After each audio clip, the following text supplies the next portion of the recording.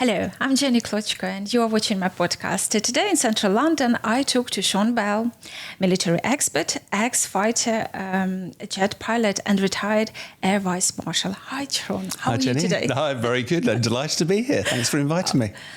I'm so glad we are here, we can talk. So my first question was that usually I say it's a platform beyond the news feed or daily news, but I can't avoid what's your take on Kursk People's Republic, which happened yesterday on social media? And apparently, the viral video appeared on Twitter. I don't know if you came across, but there's a guy who doesn't mind to be under Ukrainian flag if Russian Federation can't protect the local people. So he's happy to be with Ukrainian forces. There's so much in this. I have a couple of friends who operate providing aid out in Ukraine, and a couple of them sent back some images of what's been happening. I think for your viewers, there are about 1,000 soldiers have gone in, about 20 tanks and about 10 armoured personnel carriers. If you were to look at it from a positive side, from Ukraine, it's clearly caught Russia off guard. It's taken the medicine to Russia. Yeah. So the irony of President Putin complaining about it when he's just launched a massive invasion into Ukraine is a bit weird. It's also shown that Russia hasn't got many professional military left at home because they're all actually involved in the war. So there's been a shambles of Russia trying to deal with this. The real question from my military perspective is why you're doing it, though, because 1,000 soldiers are very unlikely to be able to hold ground. They're very likely to be kicked out, and they're very likely to lose their lives doing it. So why do it? And I think part of that is that Russia has been on the front foot for the summer, across the front line, and for all sorts of reasons, Ukraine has done an amazing job of resisting, but Russia is bigger, it has the initiative. By seizing the initiative and doing something into Russia, it just causes Russia to go, hang on a minute, what's going on here? And it'll be interesting to see how this plays out. Will it divert Russian assets from the front line to go and protect their people? That would be a positive. Will it create unrest in Russia, and therefore the messaging that goes out that this isn't a war in another country, this is a war in Russia? But the danger is we're being melodramatic about it. It's been going on since Tuesday. As we speak on Thursday here, it's still ongoing, but I'd be quite surprised if in a week's time the dust hasn't settled and Ukraine have been kicked out. The other thing I'm just a little bit concerned about is that there is a logistics hub around the town. I can't remember the actual name of the town. I had it written down earlier, Sudza, that had, and it might be they were trying to disrupt Russian logistics, but there's also a natural gas hub there that supplies Russian national gas to Europe.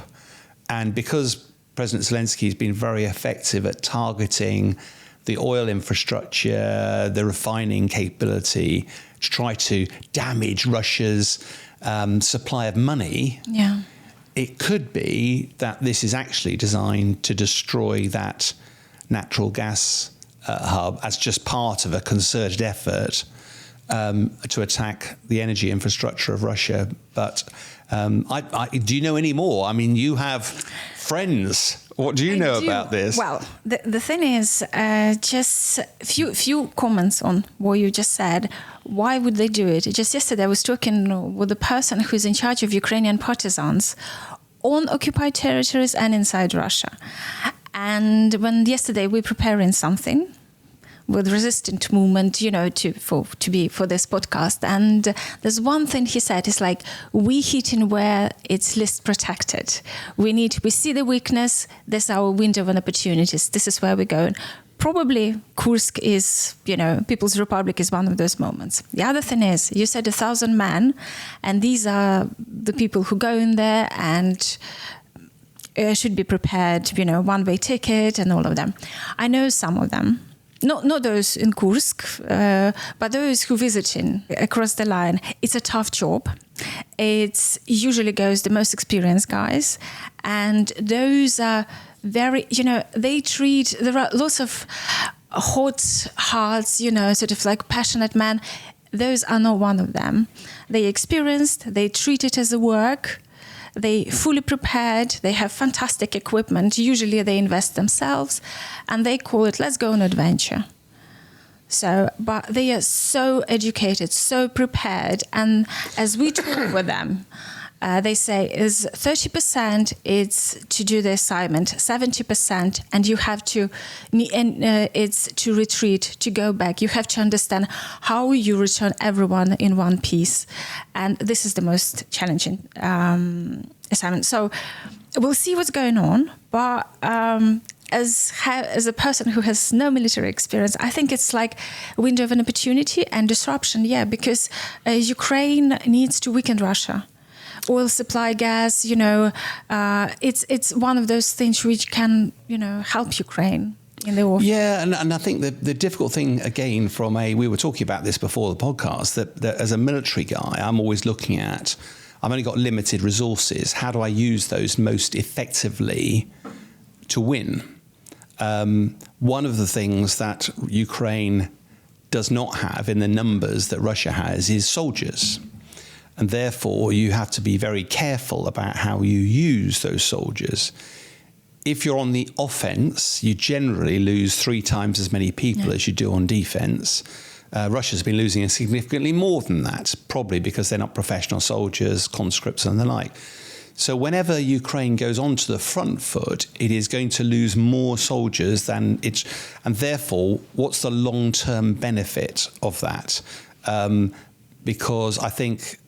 and we'll probably get onto this, the West has provided a lot of support, financial, military, but ultimately the soldiers who are fighting this are the Ukrainian soldiers. And how do you make sure you preserve those for the big battles? There's a massive front line.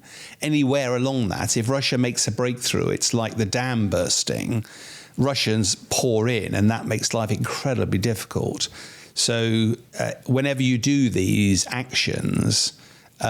they can attract attention, and it might well be that simply by getting it back on the media stage, because the last few weeks with the general election in this country, Kamala Harris standing for the US presidential elections, the tragic events with children getting killed, largely Ukraine's fallen off the news agenda. And if this puts it back up there again, then is that such a bad thing?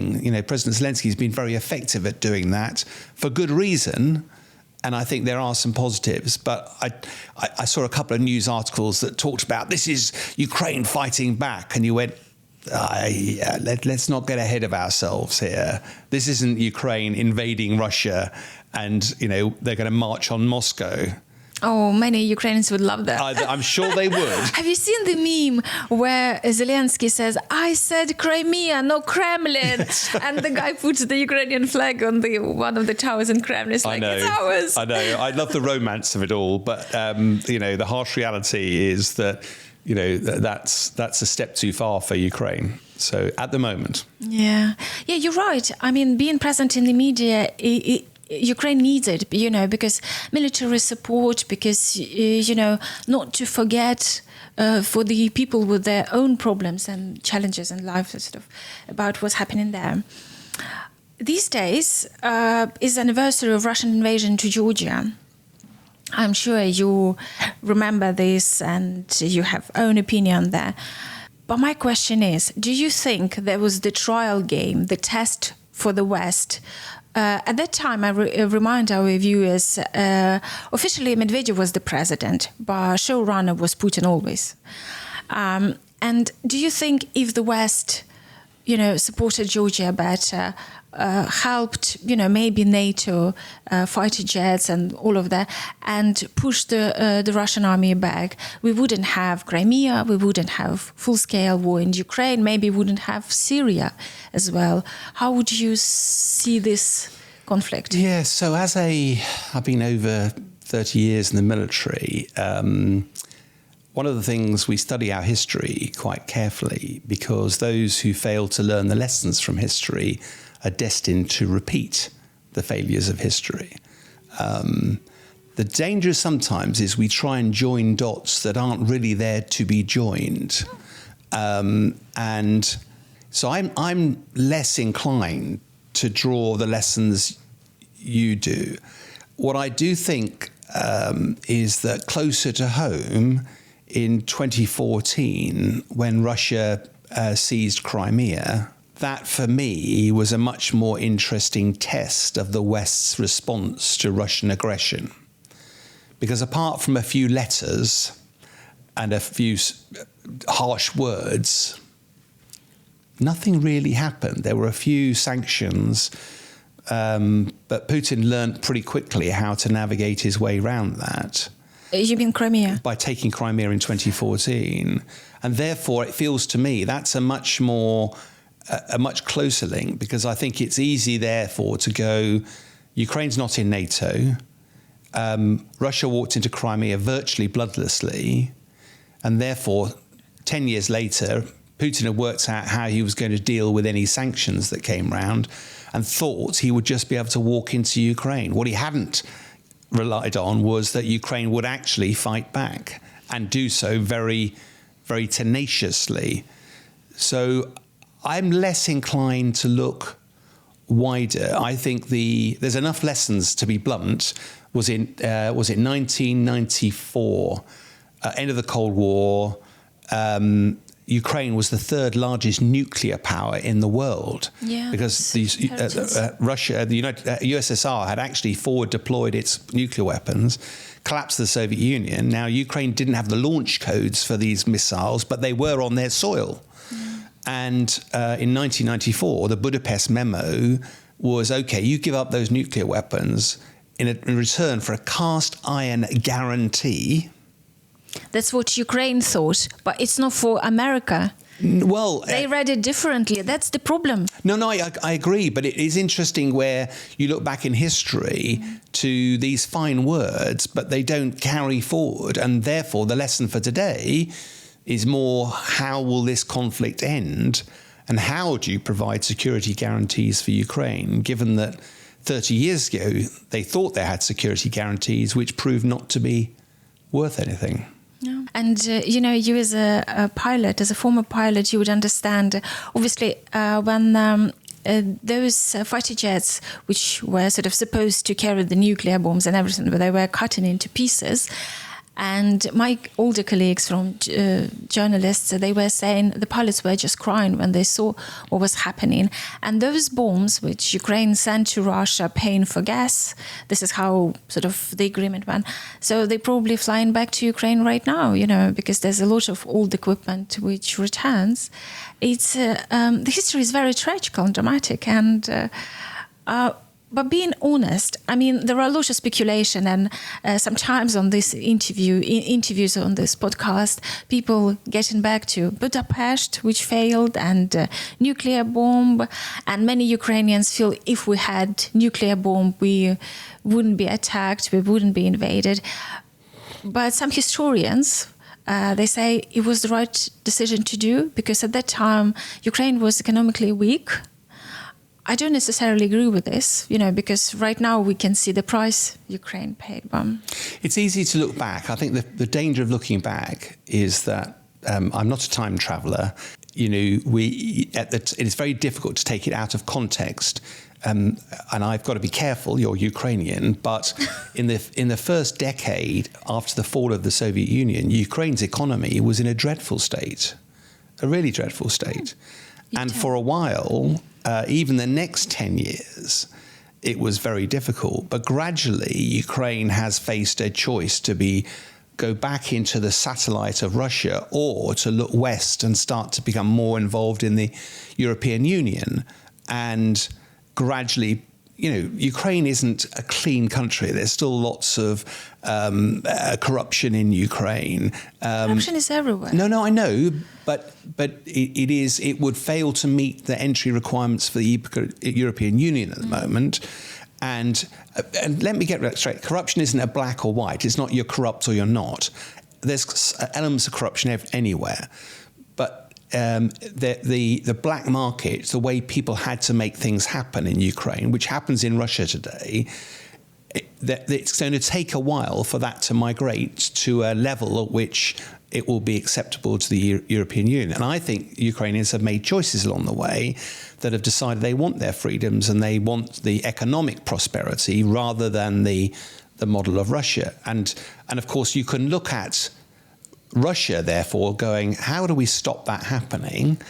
Ukraine suddenly realized that it couldn't protect itself and therefore is making overtures to get NATO to help provide that umbrella.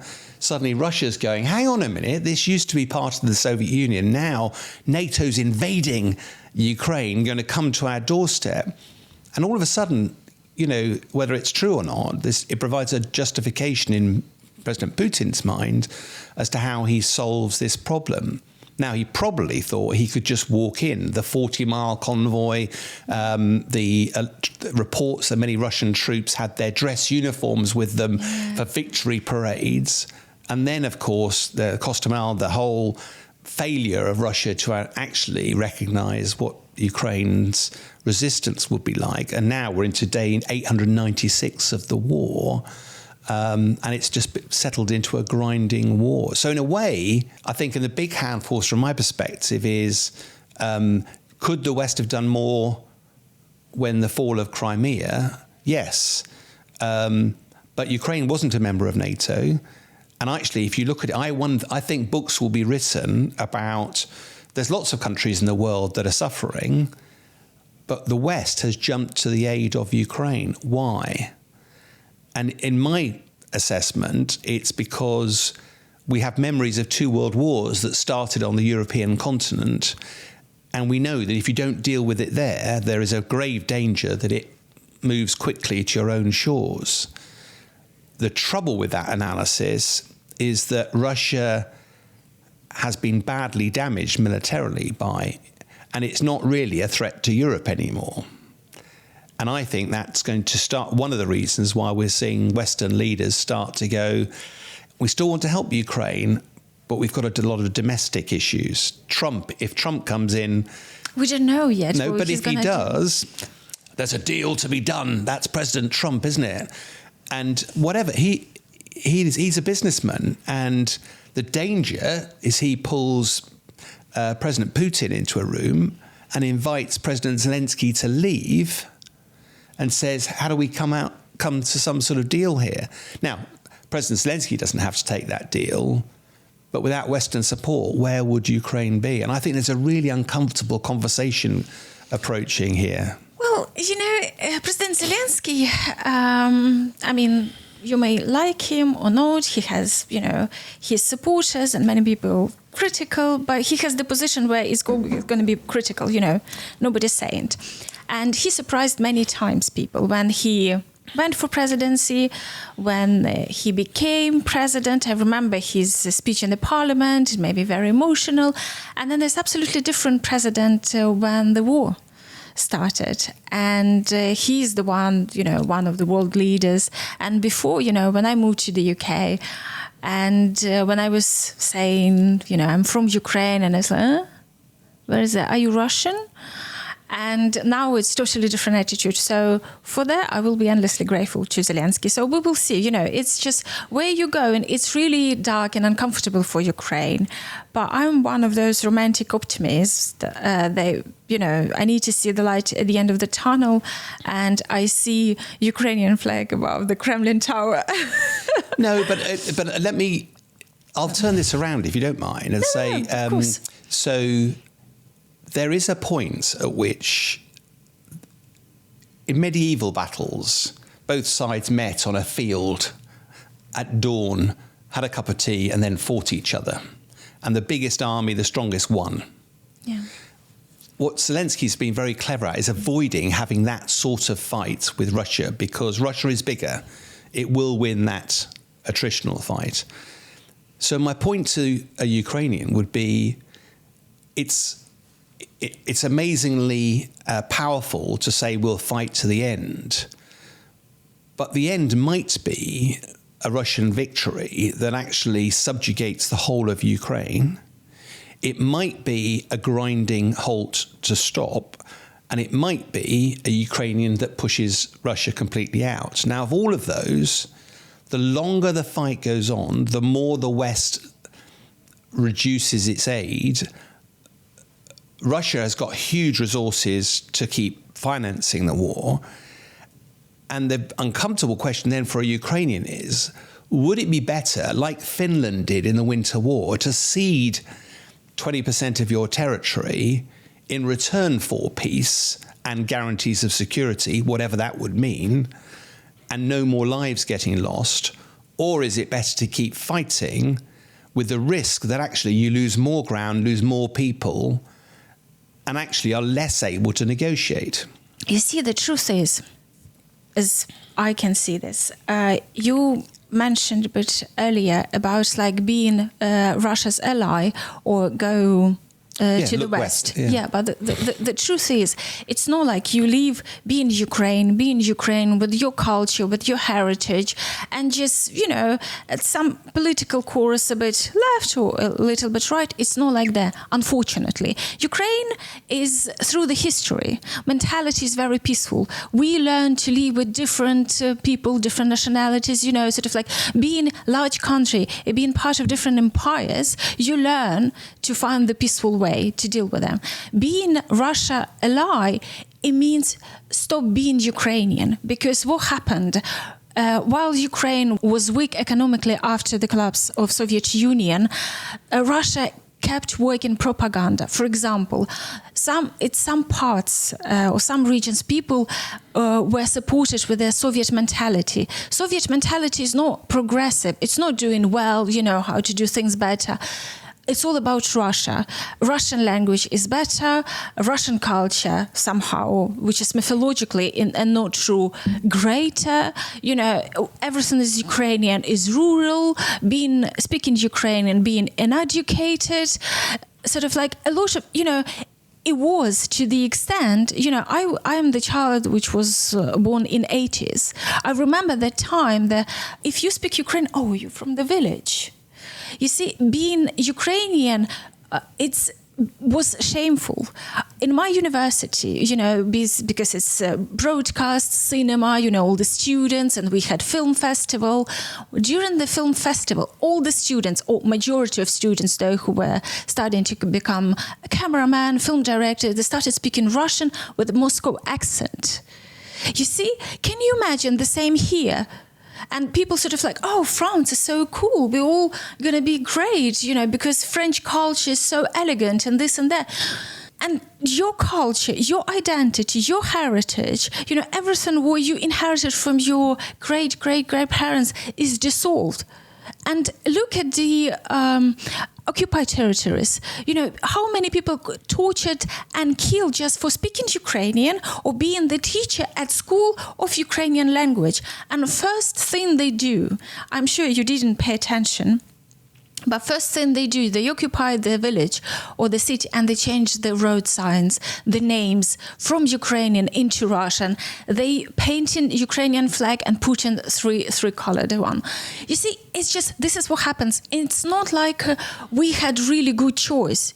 For us to stay Ukrainian, not to lose our identity, unfortunately, we had to jump into fight. And by the end, it's our only chance to stay, with our history, with our language, with our culture, because what Russia's doing as an empire is just sucking everything, like with artists or with literature. Oh, Gogol is a Russian writer. Yeah, but I think your passion is understandable. My point is, though, that do you think there is a future where Russia is expelled from the whole of Ukraine, including Crimea? I really would like this to be so. I know it's hard, and I know right now it's just, I was driving to meeting you, and my brother who's in front line in Pokrovsk, which is Donetsk region, and he says Russians pushing, it's just, by mass. Yes. It's just like cannon fodder. So it would be right to do so, to push them away from Crimea, from all the territories.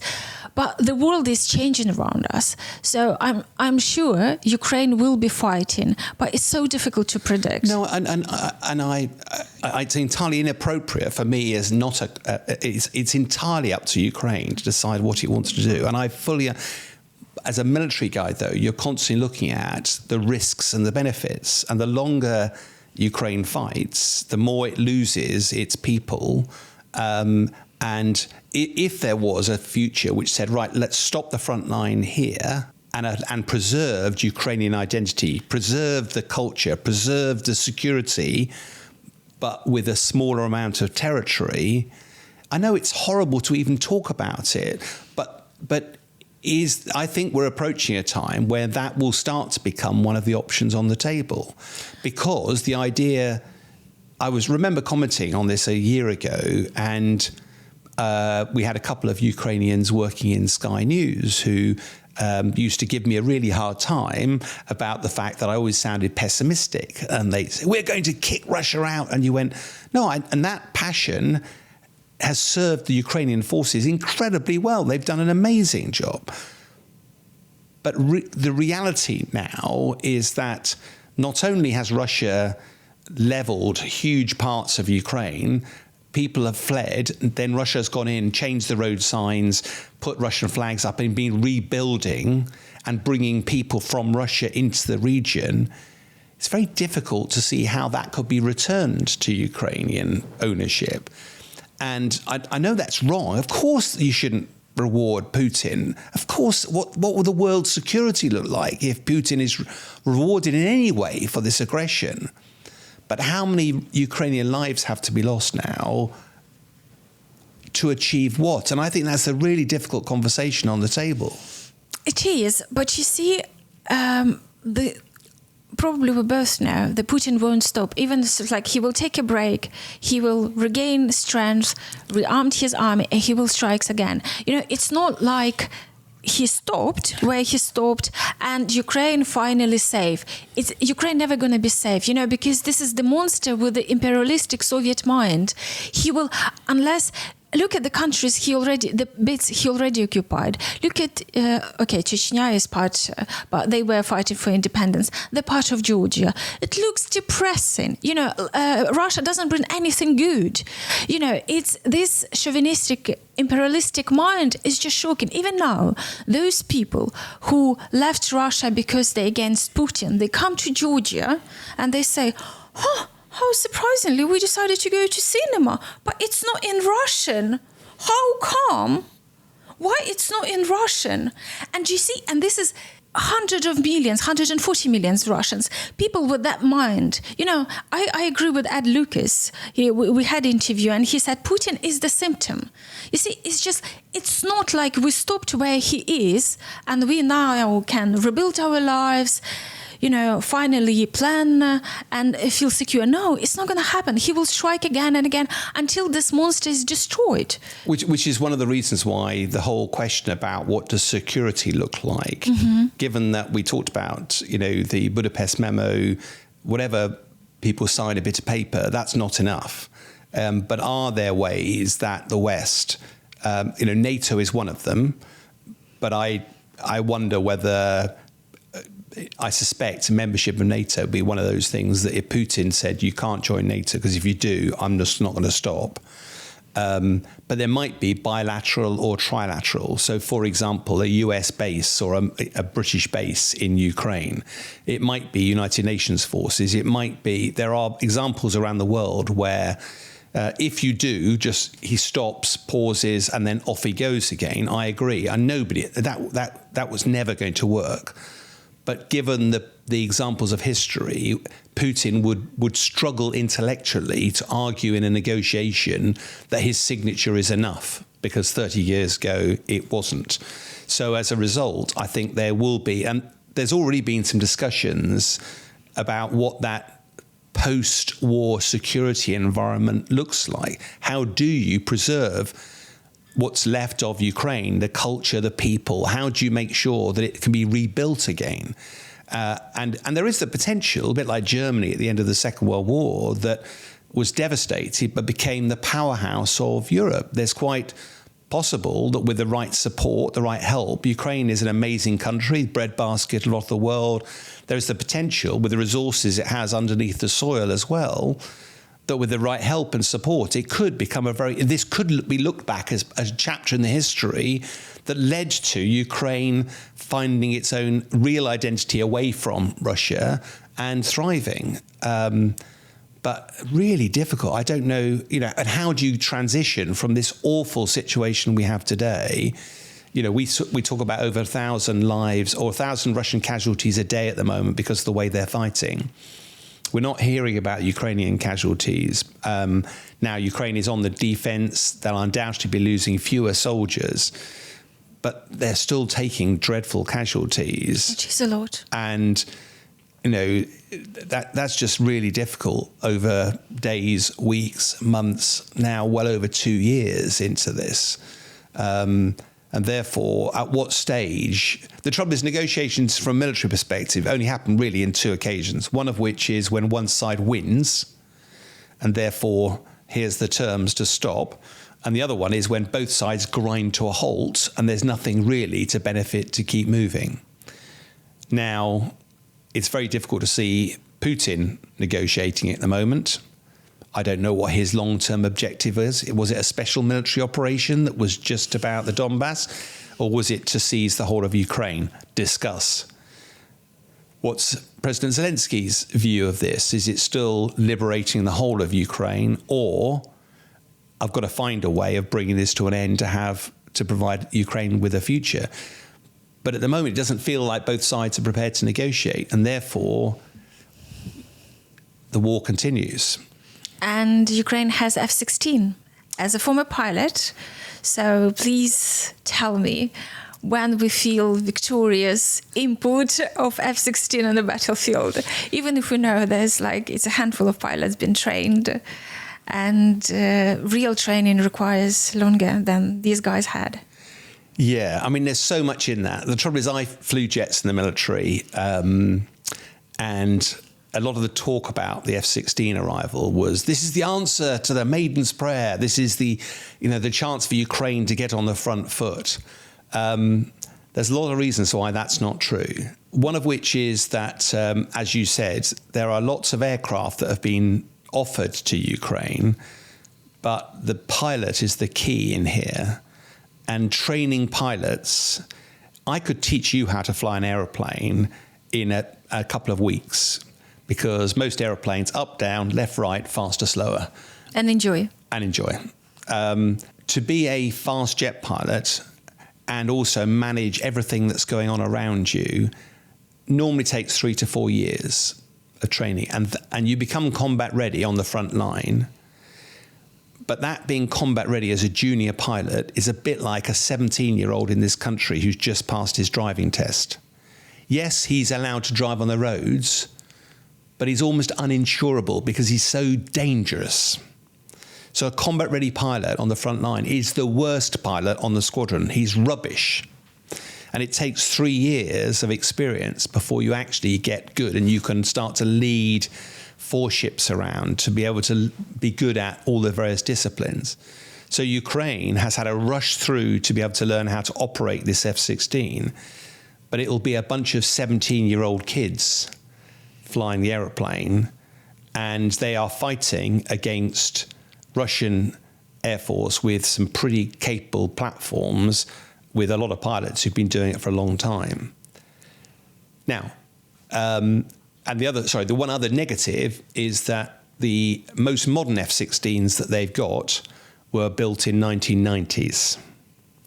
So 30 years ago. Now, technology, if I was to pull out my phone from 30 years ago, it would be a brick.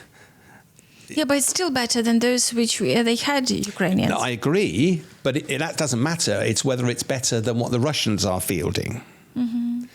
And the things we don't know is that the F-16 is I've flown in an F-16. It's an incredibly fantastic aeroplane. Oh, yeah, it's brilliant.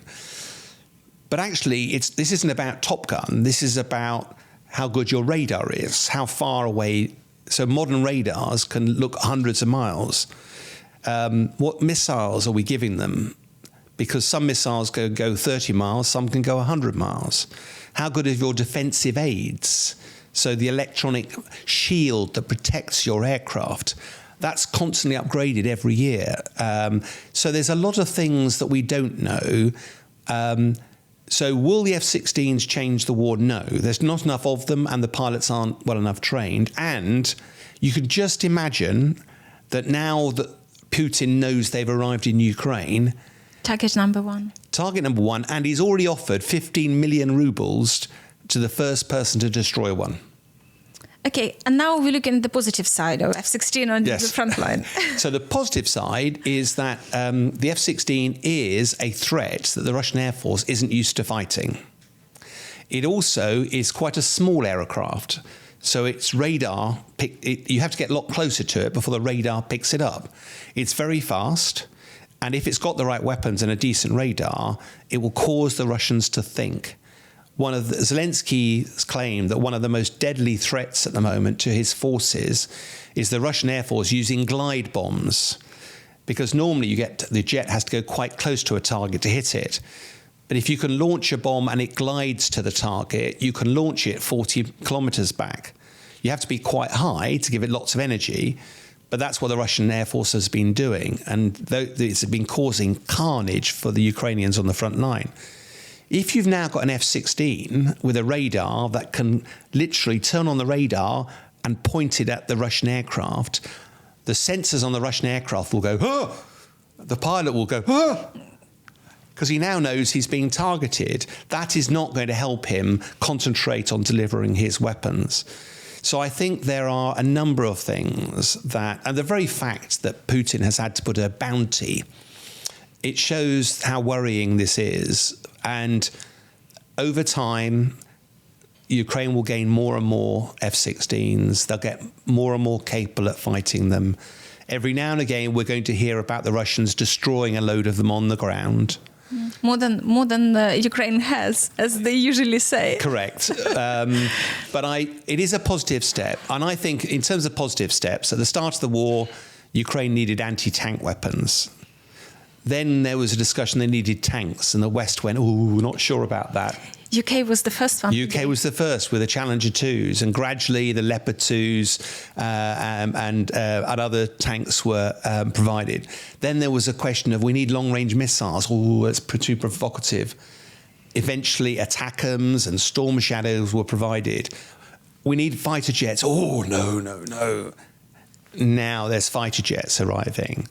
All of these things all help Ukraine because it's an advantage that Ukraine has in a space and time that Russia can't predict.